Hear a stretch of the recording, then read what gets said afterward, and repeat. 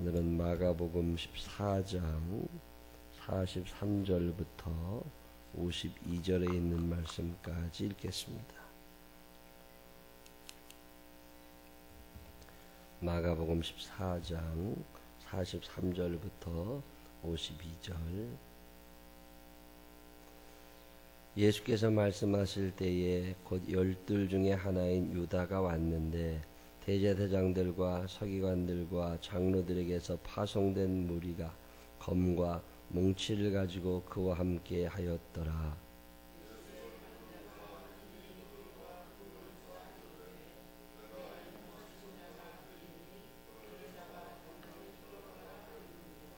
이에 와서 곧 예수께 나와 랍비여 하고 입을 맞추니 곁에 서 있는 자 중의 한 사람이 칼을 빼어 대제사장의 종을 쳐 그 귀를 떨어뜨리니라.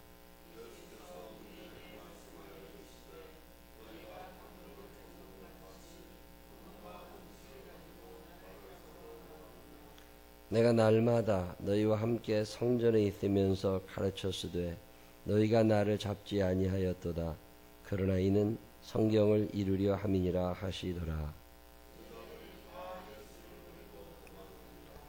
한 청년이 벗은 몸에 배 헛이불을 두르고 예수를 따라가다가 무리에게 잡힘에 배 헛이불을 버리고 벗은 몸으로 도망하니라. 아멘. 살아계신 하나님의 은혜가 우리 모두와 함께 하시기를 주님의 이름으로 축원합니다. 성경은 한 장 한 장 읽어도 또 한 절 한 절 읽어도 새벽에처럼 이렇게 짧게 한 단락 읽어도 그 속에서 주시는 말씀이 있습니다. 여러분이 성경을 그냥 읽으실 때 장수를 채우려고만 읽지 말고 그 시간이 돼서 여유롭게 읽을 수 있으면 좋지만 여유롭게 읽을 수 없을 때 그냥 장수 한 장 읽었다, 오늘 4장 읽었다 그런 것도 좋지만 때로는 한 절 한 절을 가만히 묵상해 볼 필요가 있습니다. 왜 이렇게 된 거지? 왜라는 질문을 자주 던질 수 있는 사람들은 인생이 좀 풍요롭고 행복할 수 있습니다. 성경 읽으시면서 왜 이렇게 된 거지? 한 번쯤 생각을 하시면 성경에 대한 접근이 쉽습니다. 대제사장은, 서기관은, 바리새인은 왜 예수님을 죽이려 한 거지? 이런 생각을 한 번쯤 해보면 나는 오늘 왜 예수를 잘 안 믿으려고 하는 거지? 이런 답이 나올 수도 있겠죠. 오늘 성경의 이야기는 예수님께서 감람산에 올라가셨죠. 근데 거기 계셨더니 12 중 하나인 유다가 왔는데 혼자 오지 않고 대제사장과 서기관들과 장로들에게서 파송된 무리가 어떤 군인들이죠. 검과 몽치를 들고, 이 검은 칼 말하는 거고 몽치는 사람 때리는 거, 방망이 이 정도 생각하시면 됩니다. 그걸 들고 와가지고 예수님을 잡아갔다. 그랬더니 옆에 있는 사람이 칼을 빼어들고 대제사장의 종 귀를 떨어뜨렸다. 그리고 또 예수님께서 그냥 순순히 잡혀가셨다. 그런 얘기가 하나 나오는 거고, 또 다른 얘기는 어떤 청년 하나가 예수님이 잡히시는 걸 보고 끝까지 따라는 갔는데 헛이불을 온 몸에, 옛날에 그 도둑놈들 영화 보면 도둑들이 도둑질하러 갈 때 홀딱 벗고 가죠. 옷이 있으면 잡히니까 아무것도 잡히는 게 없이 홀딱 벗고 가는데 되게 몸에다가 미끌미끌하게 기름 같은 걸 칠해가지고 갑니다. 그러면 잡혀도 잡히질 않으면 훌쑥 빠져나가게.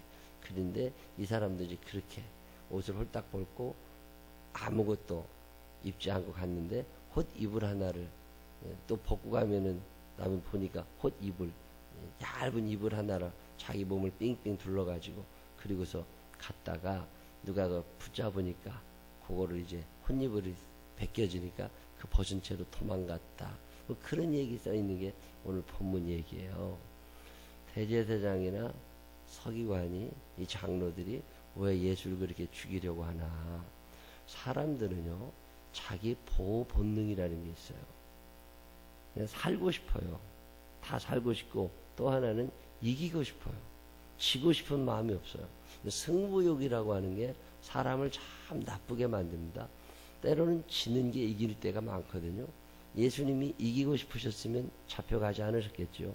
그분이 능력이 없으셨겠습니까? 힘이 없으셨겠습니까? 천사를 동원할 수도 있고, 말씀 한마디로 풍랑을 잔잔케 하시는 분은 말씀 한마디로 풍랑을 일으키실 수도 있습니다. 근데 왜 예수님이 잡혀가시나? 대제사장은 왜 잡으러 왔나? 이런 생각을 덜 한번 해봅니다. 대제사장이나 이런 사람들은 이제 설교를 하고 사람들을 가리키는 사람들인데, 그동안 자기가 가르쳤던 것과 전혀 다른 이야기를 예수님이 많이 하신 거잖아요. 그래서 미운 털이 배긴 거죠. 감정이 별로 좋지 않아요. 그리고 화가 나. 괜히 보기만 해도 화나는 사람이 있어요. 그게 예수님인 거죠. 서기관들의 입장에서, 장로들의 입장에서 자기가 그동안 가르쳐왔던 거, 자기가 그동안 살아왔던 거, 이 모든 것들을 다 싫어하고 이거 틀렸다 이렇게 얘기하니까 화가 나는 거죠.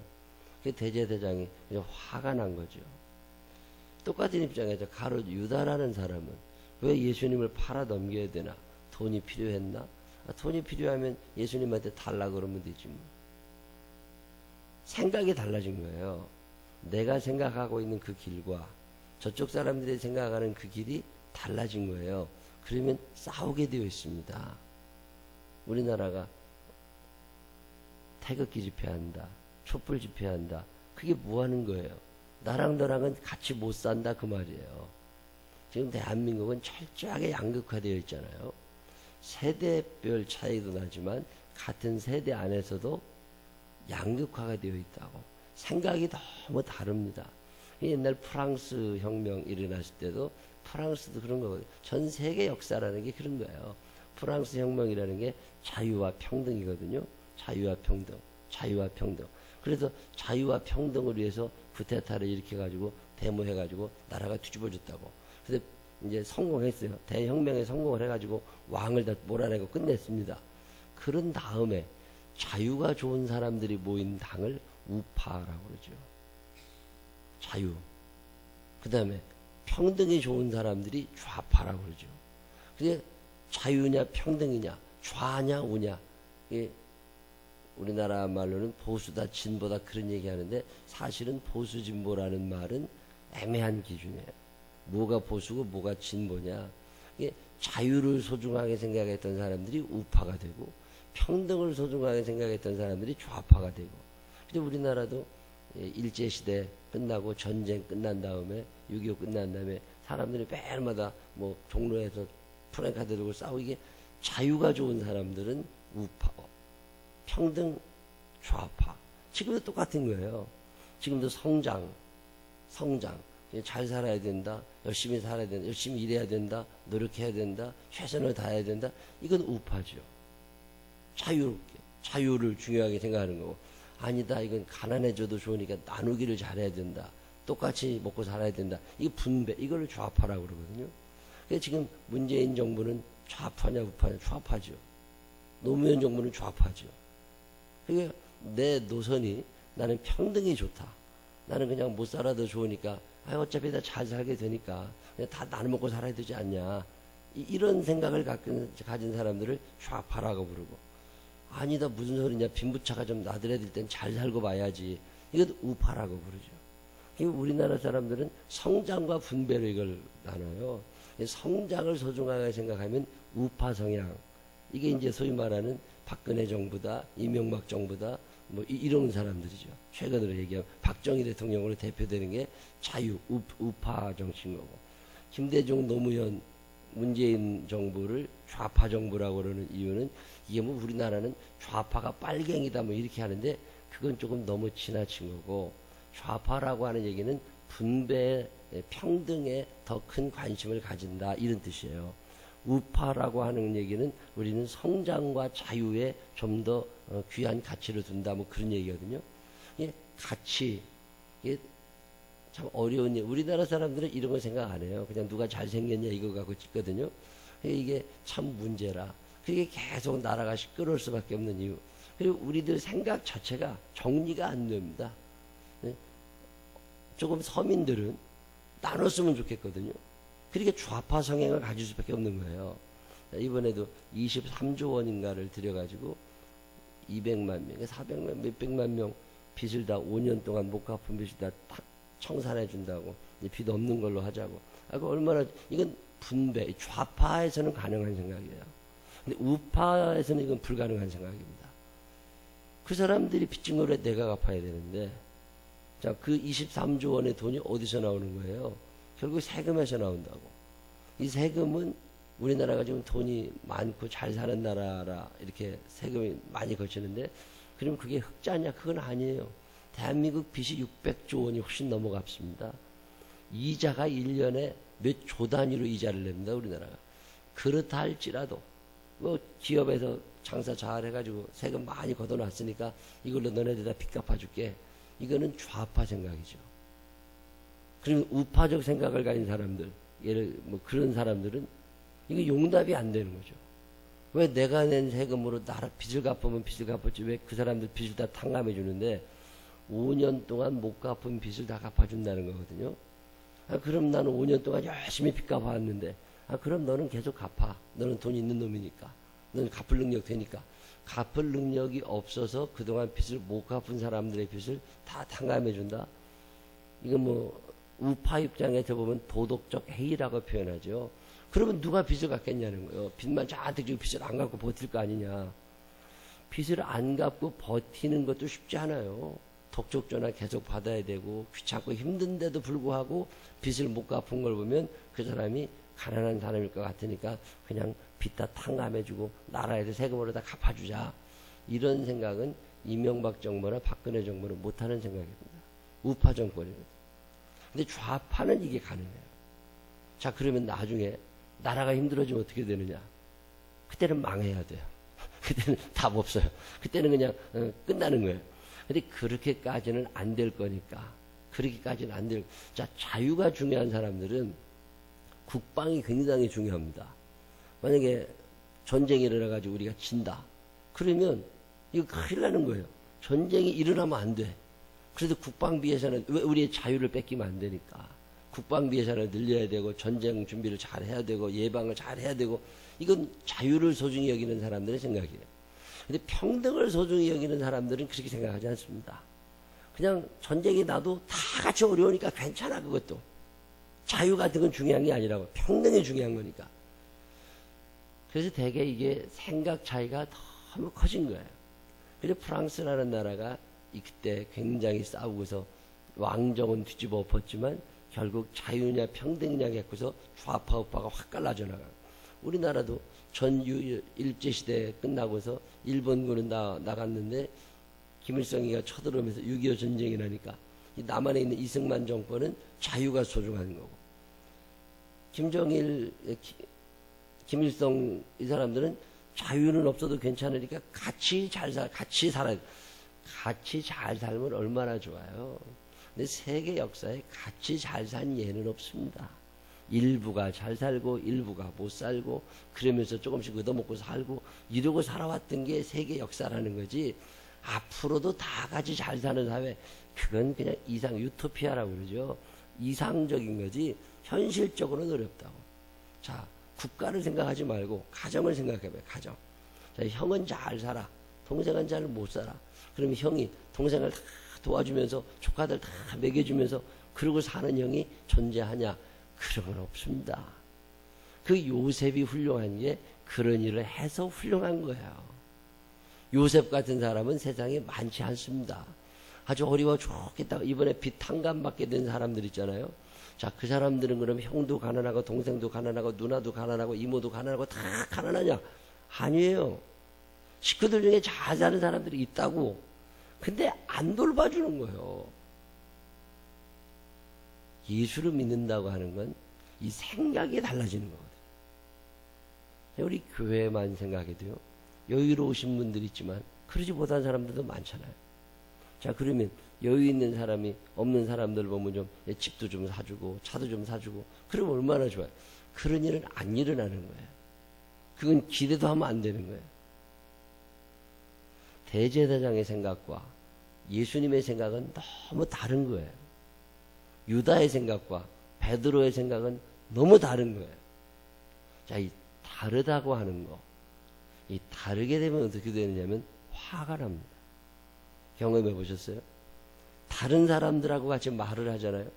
그럼 화가 나게 돼 있어요. 부부간에도 생각이 같을 때는 화날 일이 없어요. 이번에 휴가를 어디로 갈까? 난 계곡으로 갈래. 나는 바다로 갈래. 생각이 달라지면 화가 나기 시작해요. 그래서 막 싸워가지고서 바다로 가잖아요. 그럼 계곡으로 못 갔다는 것 때문에 그 사람은 3일 내내 신경질 나는 거예요. 화가 난다고. 계곡으로 갔어. 그러면 바다 낚시를 하고 싶었던 남편은 3일 내내 화가 나는 거예요. 이 화라고 하는 건 다름에서부터 출발해요. 이 다름을 소화할 수 있는 능력이 우리에게 없어요. 그러니까 화가 나는 거죠. 화가 나면 대화하고, 대화하다 안 되면 폭력을 휘두르게 되어 있는 게 사람이에요. 원숭이 세계도 그렇고 사자들의 세계도 그렇고 사람들의 세계도 그런 거예요.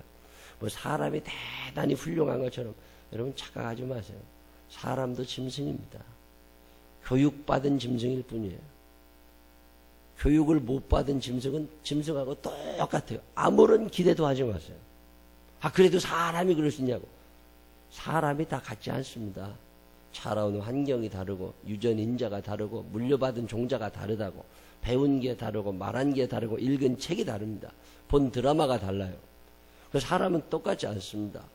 나랑 똑같은 사람은 세상에 아무도 없어요. 유다는 화가 나 있는 거예요. 예수님에 대해서. 내 마음대로 안 움직이거든. 내 뜻대로 안 돌아가거든. 화가 난 거죠. 그러니까 잡아 죽이고 싶은 거예요. 분노라고 그래요. 교회도 마찬가지입니다. 가정도 마찬가지예요. 화가 나 있다고. 특별히 피곤하잖아요. 바쁘잖아요. 화가 더 납니다. 경험해 보셨어요? 옛날 농경사회는요, 낫으로 아니면 호미로 아니면 뭐 삽으로 사람 때려 죽이는 일이 많지 않았습니다. 힘은 들어도 잠은 많이 잤거든. 그냥 살만 했어요. 그냥 그렇게 살만 했다고. 여러분, 마귀가 하는 일은요, 사람을 바쁘게 만듭니다. 정신없이 만들어요. 괜히 안 해도 되는 일이 막 생겨. 그리고 그 일이 내 뜻대로 안 돼. 그러면 어떻게 돼요? 화가 나. 화가 나면 어떻게 돼요? 참았거든요. 옛날에는 참았어요. 지금은 못 참습니다. 범죄요, 점점 늘어날 수밖에 없습니다. 대한민국 안에서도 자유와 평등 너무 크게 갈라져 있어요. 좌파와 우파 너무 크게 갈라져 있어요. 생각이 너무 많이 차이가 납니다. 세대 차이, 성별의 차이, 어마어마한 차이가 많이 납니다. 차이가 난다는 얘기는 화날 일이 많다는 거고, 차이가 난다는 얘기는 바빠진다 그 말이에요. 맞추려니까 얼마나 힘들어요. 바쁘지, 화나 있지. 그러면 결국은 폭력밖에 안 남습니다. 끊임없이 싸우게 돼 있어요. 이 싸움을 멈출 수 있는 길이 있나? 오늘 성경에 보면 예수님이 대항하지 않으십니다. 참 지혜로우신 분이에요. 우린 이게 안 되는 거라고. 저 사람이 내 승리를 건드렸어? 그럼 나도. 예수를 믿는다는 건 뭔가 좀 달라지는 거거든요. 저는 더러 엘리베이터, 제가 8월 말에 이사를 하는데 1층으로 이사를 해요. 저는 1층을 좋아해요. 왜냐면 화가 나. 저는 지금 14층에 사는데, 내가 이제 엘리베이터를 이제 집에 들어가서 타려고 하는데, 엘리베이터가 막 출발했잖아요. 그럼 괜히 화가 나. 누가 엘리베이터 타고 올라간 건지도 모르지만, 괜히 화가 나, 짜증이 나. 언제 또 기다려. 그리고 15층까지 올라갔다가 다시 또 내려오잖아요. 그 도중에 한 2번 쓰잖아요. 그럼 더 화가 나. 아니, 왜 화가 나? 엘리베이터 올라가는 거랑 나랑 뭔 상관이 있는데, 기다리면 되지. 내가 먼저 와 있는 거지. 뭘 지가 한 5분, 2분만 늦게 왔으면 아무 문제 없는 걸. 괜히 2분 먼저 와가지고, 그랬는데도 화가 나. 여러분, 엘리베이터가 다른 층에서 오래 머물러 있는 것 때문에 화가 나는 적 있잖아요. 그거 지금 피곤하다, 그런 뜻이에요. 그때는 그냥 주무셔야 돼요. 근데 괜히 일이 많아. 괜히 일이 많아. 얼마 전에는요, 지하철을 타고 신방을 가는데, 지하철을 타고 내가 이제 자리에 앉아서, 눈이라도 좀 붙이고 있었으면 좋겠어. 근데 옆에 대학교 한 2, 3학년들 지집에 둘이 앉아가지고 얼마나 떠들어대는지 몰라. 내가 왜 걔네들 소리를 다 들어야 되는데, 그렇게 무식할 수가 없어요.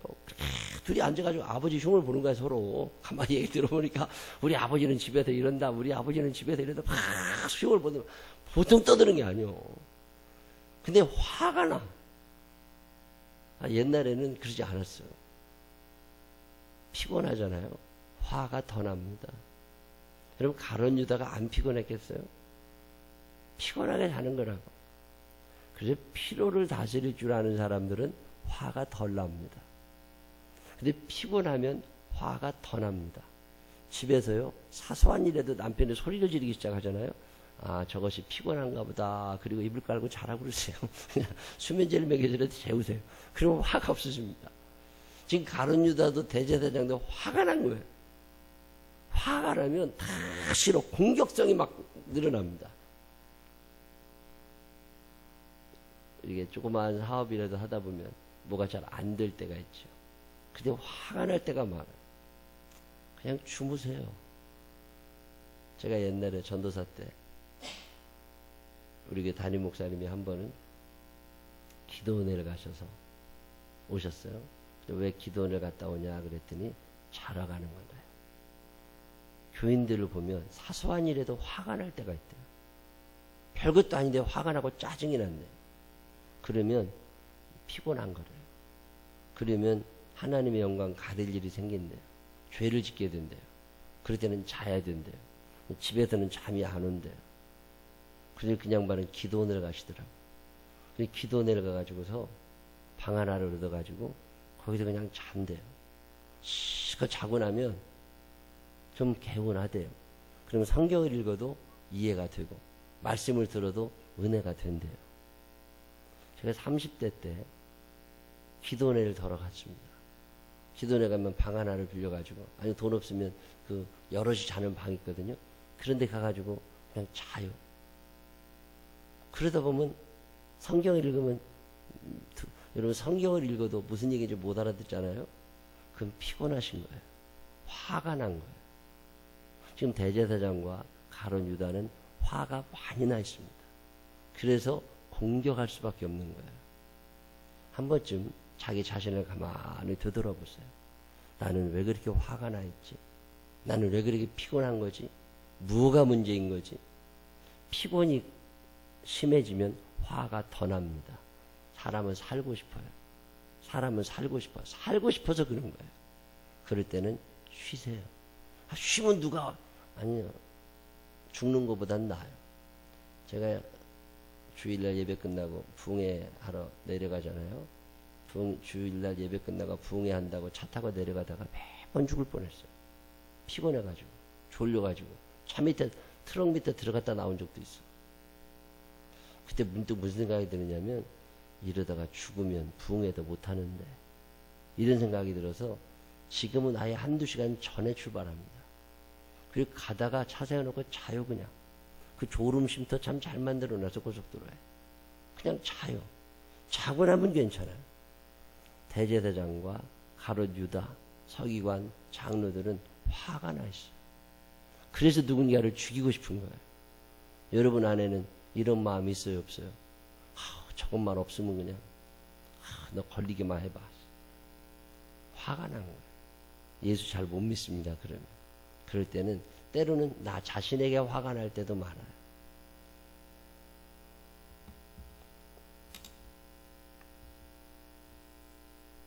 자동차를 타고 가다가 앞에 누가 끼어들면 양보를 못하고 팍 빵빵대는 사람이 있습니다. 화가 난 거예요. 저는 요새 자동차를 타고 가다가 누가 끼어들면 그냥 끼어줍니다. 그게 안 끼어주면 또 화가 나.